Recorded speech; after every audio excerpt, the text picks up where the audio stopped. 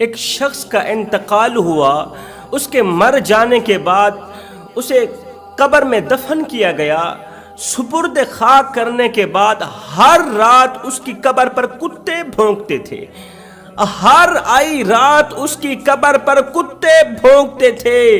آخر اس نے کون سے ایسے گناہ کیے تھے اپنی زندگی میں، دنیا میں کون سے ایسے گناہ کیے تھے کہ ان گناہوں کی نحوست کی وجہ سے آج اس کی قبر پر کتے بھونک رہے ہیں۔ کتوں نے اس کی قبر کی جگہ کو اپنا گھر بنا لیا ہے۔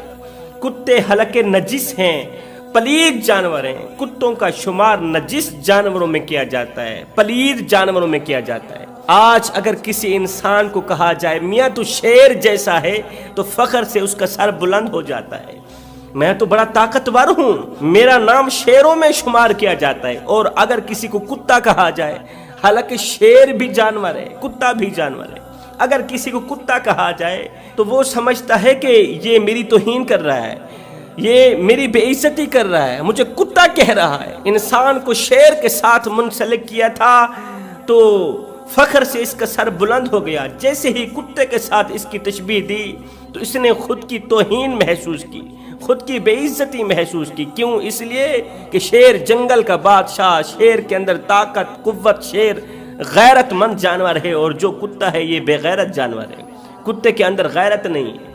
جو کتا ہے اس کے اندر حسد کوٹ کوٹ کے بھرا گیا، اس کے اندر منافقت کوٹ کوٹ کے بھری گئی، یہ پلید ہے۔ اس لیے کسی انسان کو کہا جائے کہ تو کتا ہے تو انسان کہتا ہے مجھے کتا کہا جا رہا ہے، کیا میں حاسدینوں میں سے ہوں؟ کیا میں منافق ہوں؟ جوانوں، زندگی بدل دینے والا ایک واقعہ لے کر آیا ہوں۔ حضرت سیدنا امام باقر رضی اللہ تعالی عنہ کے بیٹے حضرت امام جعفر صادق رضی اللہ تعالی عنہ کے پاس ایک عورت روتی ہوئی، خون کے آنسو بہاتی ہوئی حاضر ہوئی، آپ کی خدمت میں حاضر ہوئی، رو کر عرض گزار ہوئی، اے نواسہ رسول، میں پانچوں وقت کی نمازی ہوں، پانچوں وقت کے سجدوں کی توفیق ملتی ہے مجھے، اور تہجد کی نماز کی لذت بھی اٹھاتی ہوں، روزانہ تہجد کے سجدے بھی نصیب ہوتے ہیں، تہجد کے سجدے نصیب والوں کو نصیب ہوتے ہیں، مقدر والوں کے نصیب ہوتے ہیں۔ تہجد کی نماز میرے اللہ کی لاڈلی عبادت ہے، یہ اللہ سے ہر بات منوا کر ہی دم لیتی ہے۔ کہتی ہے میں تہجد بھی پڑھتی ہوں، پانچوں وقت کی نمازی بھی ہوں، دن کو روزہ رکھتی ہوں، پوری رات قیام، رکوع و سجود کرتی ہوں، مگر میں کافی دنوں سے ایک ہی خواب دیکھتی چلی آ رہی ہوں کہ میرے محلے میں ایک شخص کا انتقال ہوا تھا، جو حقیقت میں ہوا تھا، انتقال ہوا تھا، اسے غسل دیا گیا، اسے کفن پہنایا گیا، خوشبو لگائی گئی، اس کا جنازہ پڑھایا گیا۔ جنازے کے بعد عزیز و اقارب نے اس کی تدفین کی، اس کے جنازے میں میرا شوہر بھی شریک تھا، میرا شوہر بھی شامل تھا۔ اس کے جنازے کے بعد عزیز و اقارب نے اسے سپرد خاک کیا، قبر کے اندر دفن کیا۔ اس کی تدفین کے بعد عزیز و اقارب واپس چلے گئے۔ اسی رات سے میں خواب دیکھتی چلی آ رہی ہوں کہ روزانہ آئی رات اس شخص کی قبر پر کتے بھونکتے ہیں، چند کتے اکٹھے ہو جاتے ہیں، صرف اسی کی قبر پر بیٹھتے ہیں، کسی اور کی قبر پر نہیں بیٹھتے، اور وہ اونچی اونچی آواز میں بھونکتے ہیں۔ کتنے دنوں سے میں خواب دیکھتی چلی آ رہی تھی، ایک دن یہی خواب میں نے شوہر کے سامنے بیان کیا تو میرا شوہر صبح سویرے اٹھا، قبرستان کی طرف رخ کیا، اسی شخص کی قبر پر گیا جس کا میرے شوہر نے جنازہ پڑھا تھا، جو میرے محلے کا رہائشی تھا، جس کا انتقال ہوا تھا، جس کی قبر پر بیٹھ کر کتے بھونکتے ہیں۔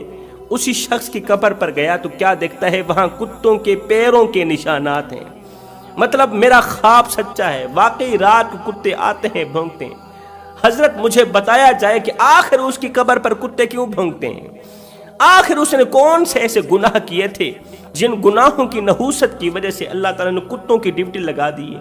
حضرت کتوں کا کسی قبر کے اوپر بیٹھ کر بھونکنا یہ اچھی علامت تو نہیں ہے، کیونکہ کتے نجس ہیں، ان کے اندر حسد کوٹ کوٹ کے بھرا ہوا ہوتا ہے، ان کے اندر منافقت کوٹ کوٹ کے بھری ہوئی ہوتی ہے۔ اس عورت کی روح داد سننے کے بعد حضرت سیدنا امام جعفر صادق رضی اللہ تعالی عنہ نے فرمایا اے عورت، کیا وہ شخص شادی شدہ تھا؟ کہا جی وہ شادی شدہ تھا۔ اس کی بیوی ابھی زندہ ہے؟ جی حضور والا اس کی بیوی بھی زندہ ہے۔ اچھا پھر کل اس کی بیوی کو ساتھ لے کر آنا، پھر میں اس کی بیوی سے پوچھوں گا کہ آخر تیرا شوہر کون سے ایسے گناہ کرتا تھا کہ آج اس کی قبر کے اوپر کتے بھونکتے ہیں، کتے پیشاب کرتے ہیں، اس کی قبر کی جگہ کو کتوں نے اپنا گھر بنایا ہوا ہے۔ کتے نجس ہوتے ہیں، پلید ہوتے ہیں، کسی قبر کے اوپر بیٹھ کر کتوں کا بھونکنا اچھی علامت نہیں ہے، اچھی نشانی نہیں ہے۔ اپنی روح داد دکھڑے سنانے کے بعد، خواب سے آگاہ کرنے کے بعد یہ عورت واپس اپنے گھر کو چلی گئی۔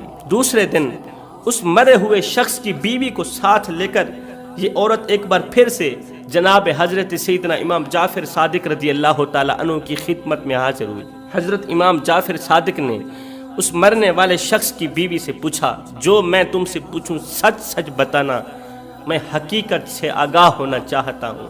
تجھے اللہ رسول کا واسطہ، مجھے جو بھی بتانا سچ بتانا، حقیقت بتانا۔ یہ بتاؤ کہ تمہارا شوہر زندگی میں کون سے ایسے گناہ کرتا تھا، کون سی ایسی خطائیں کرتا تھا، کون سے ایسے جرم کرتا تھا کہ ان گناہوں کی نحوست کی وجہ سے رات کے دوسرے پہر اس کی قبر پر کتے بیٹھ کر بھونکتے ہیں۔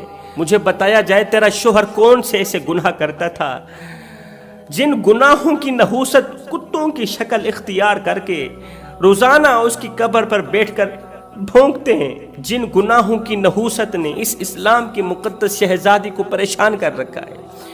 اب اس عورت نے کہا، اس مرنے والے شخص کی بیوی نے کہا، حضرت میرا شوہر 3 گناہ بڑے شوق سے کرتا تھا۔ ویسے تو وہ 5 وقت کا نمازی تھا، نماز بھی پڑھتا تھا، قرآن بھی پڑھتا تھا، لیکن وہ 3 گناہ بڑے شوق سے کرتا تھا۔ میں اپنے شوہر کو روکتی تھی ان گناہوں سے کہ یہ تو وہ گناہ ہیں جو قبر کو کالی کر دیتے ہیں، یہ وہ گناہ ہیں جو انسان کی تمام نیکیاں ضائع کر دیتے ہیں، یہ وہ گناہ ہیں جو حضرت انسان کی نیکیوں کو اس طرح کھاتے ہیں، اس طرح کھاتے ہیں جس طرح آگ لکڑیوں کھاتی ہے۔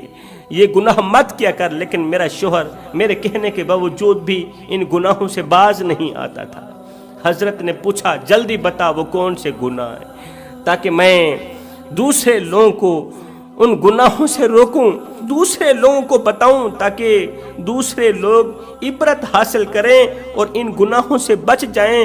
تو اس عورت نے کہا، میرا شوہر کا پہلا گناہ، اس کے اندر امت محمدیہ کے لیے منافقت کوٹ کوٹ کے بھری گئی تھی۔ اللہ اکبر، منافقت کوٹ کوٹ کے بھری گئی تھی۔ وہ سب سے بڑا منافق انسان تھا۔ منافق کسے کہتے ہیں؟ منافق کسے کہتے ہیں؟ جس نے اندر سے اسلام قبول نہ کیا ہو اور باہر سے مومن متقی نظر آتا ہو۔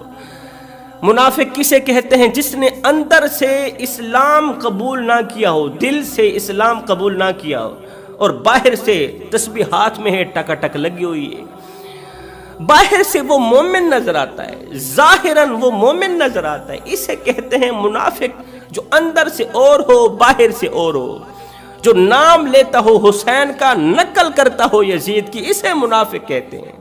ہم میں سے کتنے لوگ ہیں جو نام لیتے ہیں حسین کا، نقل کرتے ہیں یزید کی؟